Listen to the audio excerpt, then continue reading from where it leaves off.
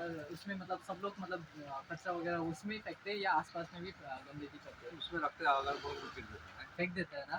तो वही, तो आप मतलब कोई भी कस्टमर आने से उनको मतलब थोड़ा-सा ये प्लास्टिक वगैरह देते तब ये भी बोल सकते हैं मैसेज कि उनको आस-पास में मतलब गंदगी वो प्लास्टिक को यूज़ करके प्रॉपर डस्टबिन में डिस्पोज़ करने के लिए बता सकते हैं और मतलब नाली वगैरह में अपने आस-पास के उसमें मतलब नहीं फेंकने के लिए जी, तो बस इतना ही आगे से स्वच्छता के ऊपर काम कर रहे हैं। आप लोग का जो गंदा होता है उसको डस्टबिन में डालते हैं और बाकी सब जो यहाँ पे वो लोग फेंकते हैं वो पूरा वाला गाड़ी आते है उसको देते हैं। अच्छा, आगे भी वैसे ही काम करेगा, आप अपने घर के साथ चलेगा, ऐसे धीरे धीरे करके हम लोग पूरा देश को साफ থেকে এসেছি।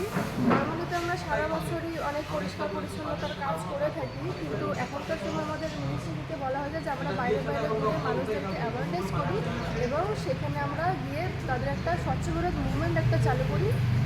আমরা যখন এখানে আসলাম তখন অনেক রাস্তাঘাটে নোংরা দেখলাম, তো আমরা এটাই বলেছিলাম আমরা যেরকম বাইরে গিয়ে আমরা মানে নিজের ঘর বাড়ি পরিষ্কার রাখি, পরিচ্ছন্নতা রাখি, সেরকমই আমাদের প্রকৃতি পরিবেশ এবং চারপাশের দিকটাও আমাদের পরিষ্কার রাখার দায়িত্ব হচ্ছে নিজেদের।